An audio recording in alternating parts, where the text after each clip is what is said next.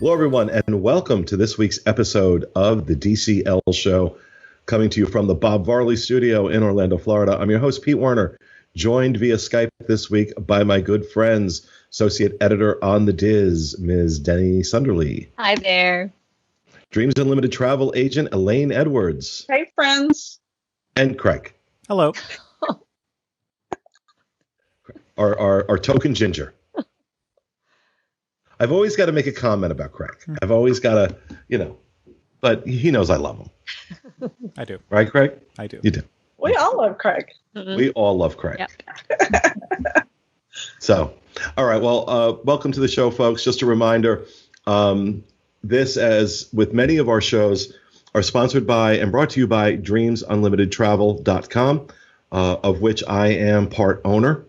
And, all this content that we produce really gets paid for through Dreams Unlimited. So if you enjoy our content, we're asking you to please consider Dreams Unlimited Travel for your next Disney Cruise Line vacation. You're going to pay the same price you pay Disney. It's not more expensive to go with a travel agent. We get paid on commission from Disney. But in addition to that, we also give shipboard credit up to $1,000, depending on the price of your cruise. You also get an exclusive gift bag from us with lots of stuff to help you out during your cruise. But the best reason to book with us are our amazing agents who are professional and knowledgeable and can help you with anything and everything you need when planning your trip. So please consider showing us your support, even if you always book on your own, especially in this time. Please show us your support, DreamsUnlimitedTravel.com, and we appreciate it. So this week I want to talk about the fall 2021 cruise release. Normally, that is something that's going to happen at the end of May, the early part of June, but usually around that time frame. Now, we don't know how much impact the COVID-19 situation is going to have on that release, because obviously most of Disney Cruise Line's employees have been furloughed. Those that haven't, most of them are working from home. So it is, they're on a skeleton crew right now, and they're not going to be able to do this release really until they're fully staffed. So depending on when that is, we may see, it may be into June before we see this. But the reason I wanted to do this show now is normally that the fall releases aren't, the big ones, right? The big release is always the summer release. That's when you get Alaska. If they're going to do Hawaii, you get that. All the European cruises get released. So everybody's really, really excited about the summer release. Winter and fall aren't quite as big, but I think this one is going to be different. A lot of people were not able to do their trip this year. A lot of people are uncomfortable. Even if it hasn't been canceled, a lot of people are uncomfortable doing their trip this year. And we're seeing a big focus on 2021 sailings. Those sailings are starting to fill up in a way that they normally wouldn't have by now.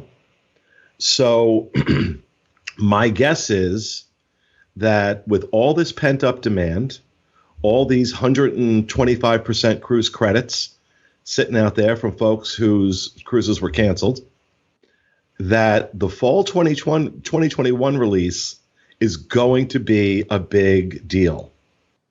So you'll want to start thinking now about your plans. You want to start, I'll tell you, just whatever it's worth, our agents are really good at getting through when those phone lines are 6, 7, 8 hours long, when the hold times. And I think it's going to be even worse this time. Right. Am I right, Elaine? You've been in that position many times. Yes. And what's great is we actually work as a team because on release day, Disney will actually limit your hold time or limit how long you can actually talk to somebody. So after we've sat on hold for 4 hours and we've gotten through, they will limit us to about a 90-minute phone call. And then they put us back in the queue. So if one of us gets done we'll hand off to somebody else, and we're helping each other book for each other's clients and that kind of thing. So we've got this system down. Yeah, they do. They do. But now the big ones, the big attraction for the fall sailings are obviously the Halloween themed cruises, as well as the Very Merry Time Christmas cruises. A lot of those go off in the fall. Now, Craig, you have done both. You've covered both. Which one do you prefer? Without a doubt, Very Merry Time. I think the most magical time of the year at Walt Disney World is during the holiday season. And I think that Disney Cruise Line does almost just as good of a job as Walt Disney World and even Disneyland does in terms of incorporating Christmas onto the cruise. But at the same time, it's not overly done. Like the hallways, when you go on your first day, you'll still hear like the normal Disney Cruise Line music loop, the classic kind of sea songs that you enjoy. But then once it kicks into Christmas mode, the Christmas music is played up and down the halls just completely. And so it's, as soon as you walk out of your stateroom, you're right back into that holiday spirit.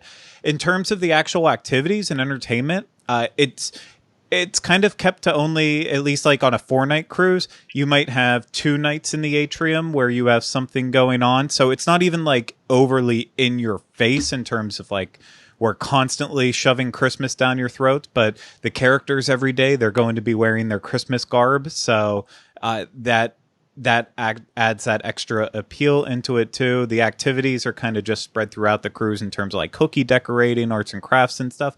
So I feel like it's just enough Christmas without being overly done. And so like if you don't celebrate Christmas, one of my friends went on a Christmas cruise either this past year or the year before, and she's Jewish, and she didn't realize that it was going to be a Very Merry Time cruise when she booked it. And she said that it was actually really, really awesome. And at no point did they really feel like, yeah, we're kind of the odd ducks out because we don't celebrate. And that's, all of this isn't saying anything against Halloween cruises.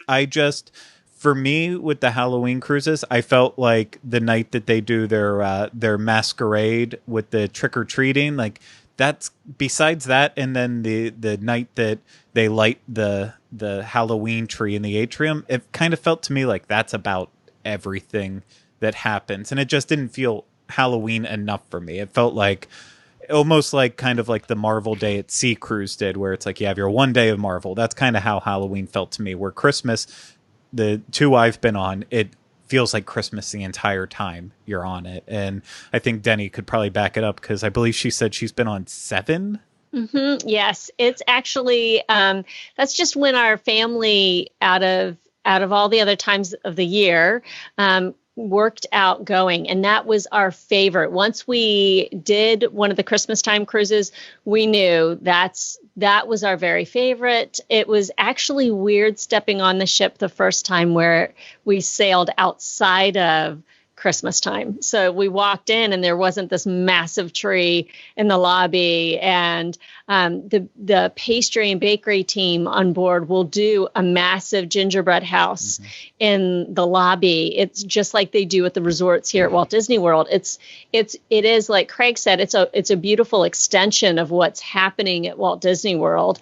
So it is just this really neat, magical kind of moment, and like Craig said, super festive, just not in your face, but they'll have little things like the Christmas tree lighting, and how that's a lovely thing. They'll make it snow in the foyer. They'll also have story time with Mrs. Claus, which is really cool to see. And I think, Craig, you've got videos of all of this up on the Diz, if I remember correctly. So yep, I went crazy with videos because I was just on the Very Merry Time cruise this past November or December. I can't remember which month it happened in, but Disney invited us along and put us up on that. So I tried to cover everything I could plus more. So we have tons of great videos on youtube.com/WDW info if you just want to see the activities.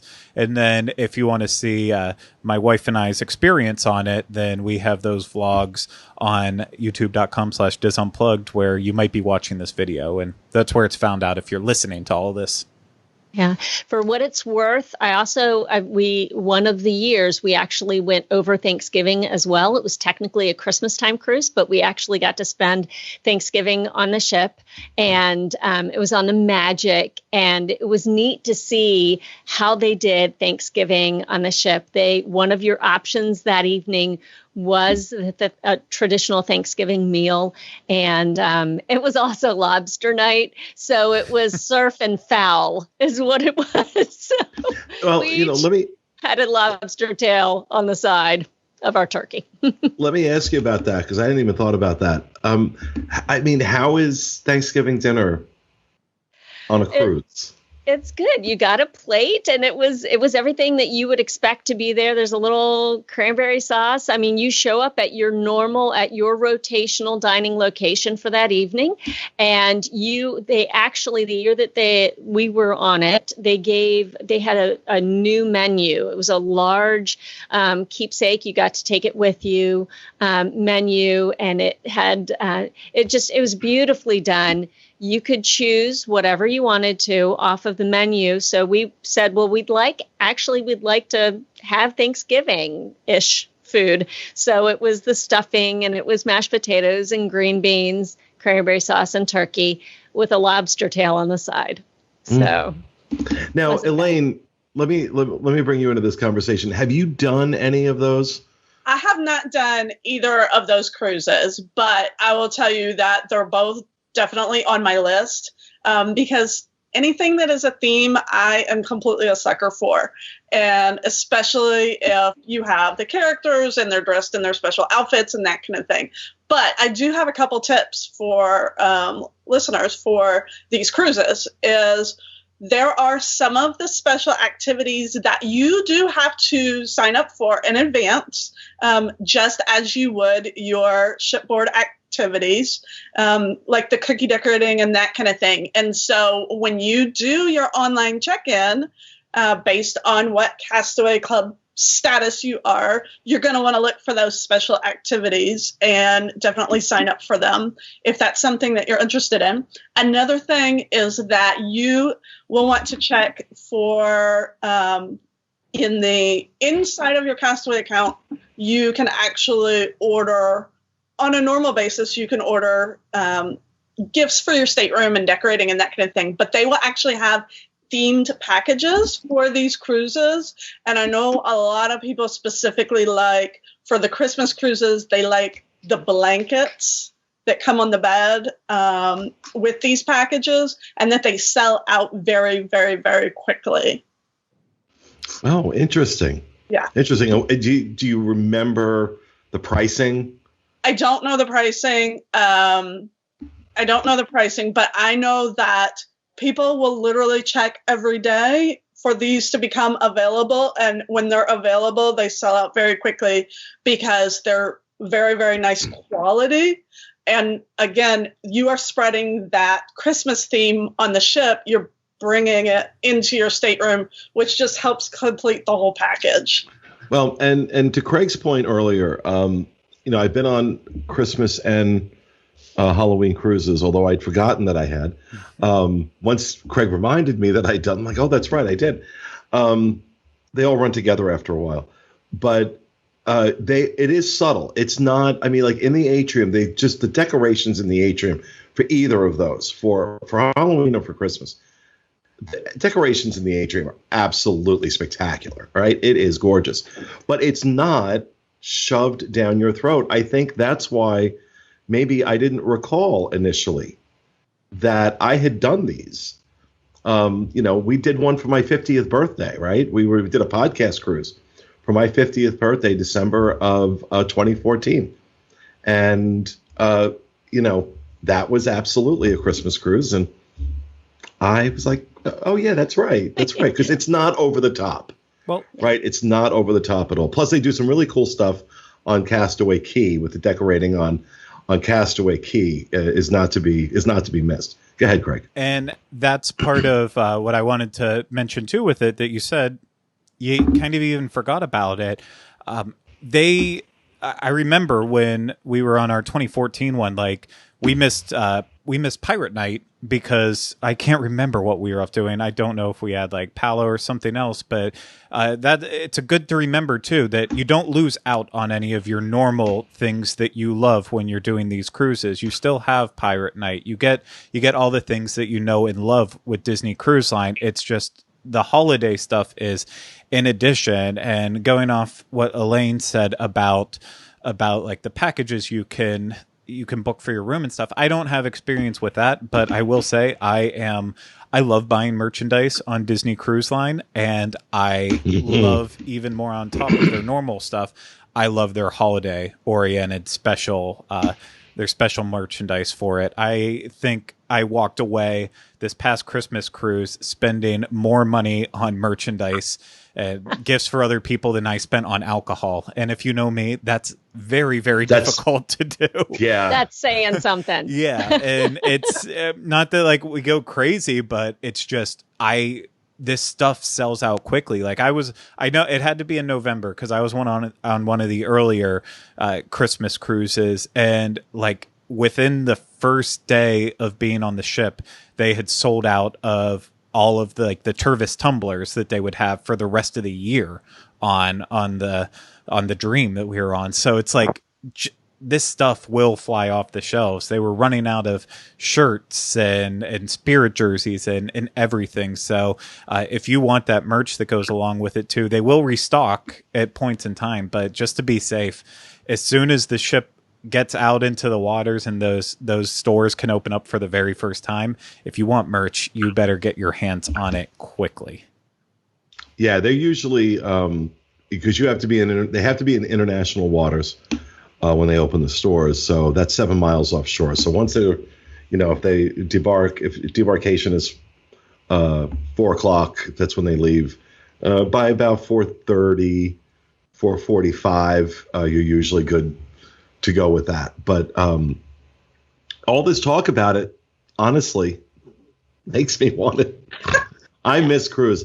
I'm so grateful I got on the one we did, Denny and my mom and Sean and I did in February.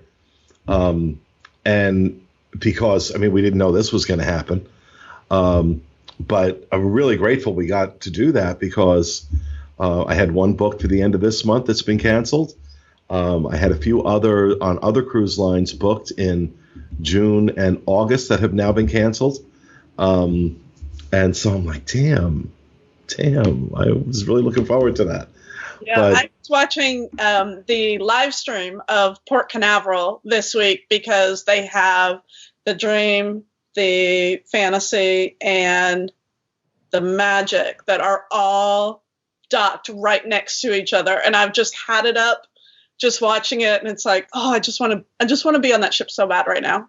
Well, there's that video Port Canaveral released where they had a drone going around doing a 360 of all the ships. Yeah. And I swear to God, I watched that 10 times. Oh. And I was like, and I'm only I live an hour away, right? So I could technically safely hop in the car and drive over and just stare at them, but that almost seems pathetic. But yeah, so I just want folks, like I said, there'll be a lot of links in the show notes that you'll find if you're watching us on YouTube. They're in the description right below. If you're listening to us on iTunes, head over to disunplug.com. You'll find the show notes for this and all our shows. But there's going to be a lot of links in there to all the information we have on both the videos that we have produced on the Halloween and Maritime sailings, as well as the stuff we have over on the Diz. So you can really get a look at some of that and kind of see what these are about. But, we say it all the time. When the new releases come out, that's the time to book. That is the cheapest the cruise will ever be. They raise those prices The more the ship fills, the higher the price goes.